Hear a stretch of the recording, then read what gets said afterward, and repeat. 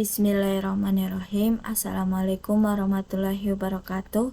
Perkenalkan, nama saya Nurfida Ain dengan NIM 216500084 dari kelas G. Di sini saya akan menjelaskan manajemen risiko cybercrime.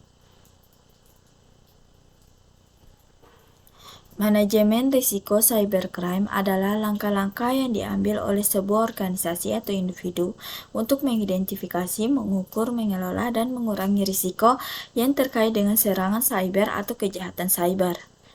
Nah, tujuan utama adalah untuk melindungi aset informasi dan sistem komputer dari ancaman cyber, meminimalkan dampak potensial, dan memastikan kelangsungan operasional. Lalu selanjutnya risiko dan dampak cybercrime. Risiko merujuk pada potensi atau kemungkinan terjadinya serangan atau pelanggaran keamanan cyber, di mana risiko lebih menekankan pada tingkat probabilitas atau kemungkinan terjadinya suatu kejadian yang dapat membahayakan keamanan informasi atau sistem. Sedangkan dampak sendiri mengacu pada konsekuensi negatif atau kerugian yang dapat terjadi setelah terjadinya serangan atau kejadian pelanggaran keamanan cyber. Dampak sendiri lebih berorientasi pada besarnya kerugian atau konsekuensi yang dapat mempengaruhi organisasi, termasuk aspek kerugian finansial, reputasi, dan kehilangan data.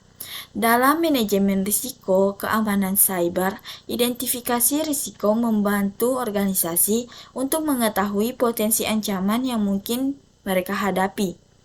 Setelah risiko diidentifikasi, evaluasi dapat membantu dalam memahami sejauh mana kerugian atau konsekuensi yang mungkin terjadi jika risiko tersebut terwujud. Oleh karena itu, langkah-langkah pengelolaan risiko seringkali mengacu penilaian baik risiko maupun dampak untuk mengembangkan strategi perlindungan yang efektif.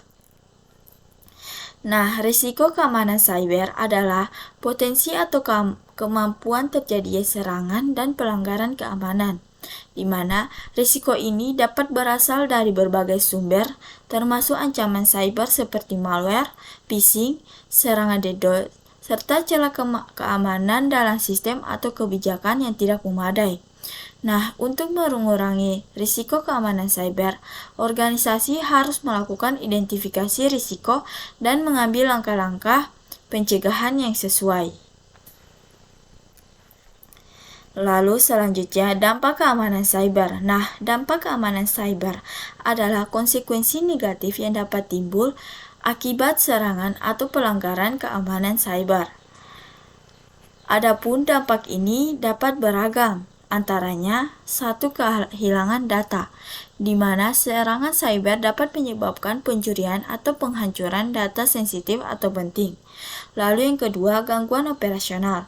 Serangan dapat mengganggu operasional normal suatu organisasi, baik itu dengan menonaktifkan sistem atau merusak infrastruktur teknologi informasi.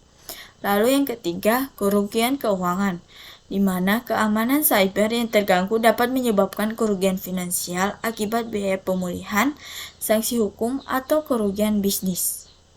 Lalu yang keempat, kehilangan reputasi. Pelanggaran keamanan yang terungkap dapat merusak reputasi organisasi dan kehilangan kepercayaan pelanggaran atau mitra bisnis. 5. Penyalahgunaan identitas. Serangan cyber dapat mengakibatkan pencurian identitas individu yang dapat digunakan untuk aktivitas kriminal. Lalu yang keenam, sanksi hukum. Organisasi yang gagal melindungi data pribadi atau rahasia dapat menghadapi sanksi hukum dan denda. Selanjutnya, risiko dan dampak cybercrime pada individu. Risiko dan dampak cyber pada individu adalah dua aspek yang saling terkait dalam konteks serangan cyber, di mana risiko mengacu pada potensi atau kemungkinan terjadinya serangan cyber pada individu atau personal, sedangkan dampak adalah konsekuensi yang terjadi pada individu tersebut setelah serangan tersebut terjadi. Selanjutnya, risiko dan dampak cyber pada perusahaan atau organisasi.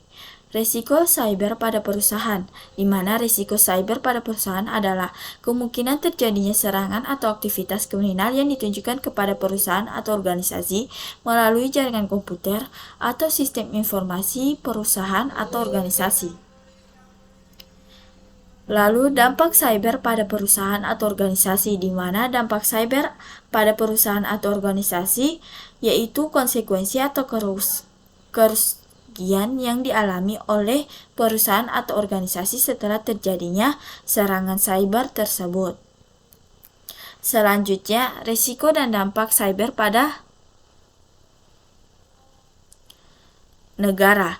Nah, risiko cyber pada pemerintah atau negara yaitu kemungkinan potensi yang terjadi serangan atau aktivitas kejahatan cyber yang dapat mengancam keamanan, stabilitas, dan integritas operasional pemerintahan atau negara. Lalu dampak cybercrime pada pemerintah atau negara. Dampak cyber adalah konsekuensi negatif yang timbul setelah terjadinya serangan cyber atau kejadian kejahatan cyber terhadap pemerintahan atau negara. Selanjutnya, dampak cyber pada sosial, ekonomi, dan politik. Nah, dampak sosial dari kejahatan cyber yaitu dampak sosial dari kejahatan cyber meliputi sejumlah masalah yang mempengaruhi masyarakat secara luas. Kejahatan cyber dapat menciptakan ketidakamanan dan kekhawatiran di kalangan individu, merusak kepercayaan dalam interaksi online, dan mengubah perilaku online.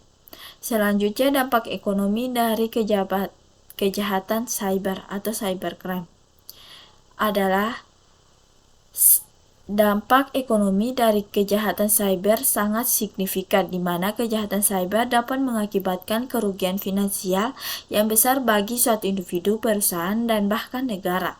Kerugian ini mengacu pada biaya pemulihan setelah serangan, hilangnya pendapatan akibat gangguan operasional, biaya hukum, serta dampak jangka panjang pada reputasi dan nilai perusahaan. Selanjutnya, dampak politik dari kejahatan cyber. Dampak politik dari kejahatan cyber memiliki dimensi yang luas dan signifikan dalam konteks global dan nasional, di mana kejahatan cyber dapat digunakan sebagai alat untuk mencampuri proses politik, termasuk pemilihan umum, dengan menyebarkan propaganda, memanipulasi opini publik, atau bahkan mencoba meretas sistem pemilihan. Selanjutnya, langkah-langkah dalam manajemen risiko terhadap cybercrime.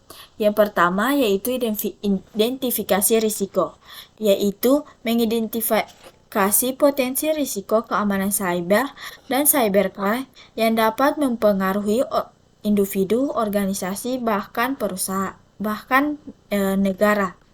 Yang kedua, penilaian risiko, di mana menilai tingkat dampak dan probabilitas setiap risiko yang diidentifikasi untuk mengukur tingkat keparahan dan urgensi tindakan. Selanjutnya, yang ketiga, pengembangan kebijakan dan prosedur, yaitu membuat kebijakan dan prosedur keamanan yang jelas untuk mengelola, melindungi, dan merespon terhadap risiko keamanan informasi. Lalu yang keempat, proteksi dan pencegahan, yaitu menerapkan langkah-langkah teknis dan non-teknis untuk melindungi sistem dan data dari ancaman cyber seperti firewall, enkripsi, dan pelatihan keamanan. Lalu yang kelima, deteksi dan tanggapan cepat, yaitu menerapkan sistem deteksi intrusi dan mempersiapkan tanggapan cepat untuk mengidentifikasi dan merespons serangan dengan segera. Lalu yang keenam, pengurangan risiko, di mana mengimplementasikan strategi untuk mengurangi tingkat risiko seperti diversifikasi sumber daya teknologi atau outsourcing keamanan kepada penyediaan layanan khusus. Lalu yang ketujuh, pemulihan, yaitu menyusun rencana pemulihan bisnis yang mencakup pemulihan sistem, data, dan layanan setelah terjadinya serangan atau insiden keamanan. Lalu yang ke-8, evaluasi dan perbaikan, di mana kita melakukan evaluasi reguler terhadap kebijakan dan prosedur keamanan, serta merespon terhadap perubahan lingkungan bisnis dan ancaman cyber. Lalu yang kesembilan, kemitraan dan kolaborasi, di mana membangun kemitraan dengan organisasi terkait, pihak berwenang, dan komunitas berwenang untuk saling bertukar informasi dan mendukung upaya pencegahan serta tanggapan terhadap serangan cyber. Dengan mengikuti langkah-langkah ini, organisasi, individu, bahkan negara dapat membentuk pendekatan holistik terhadap manajemen risiko cyber untuk melindungi aset dan menjaga kontinuitas operasional. Sekian penjelasan mengenai materi manajemen risiko cybercrime. Lebih dan kurangnya mohon dimaafkan. Wabillahi taufiq wal hidayah. Wassalamualaikum warahmatullahi wabarakatuh.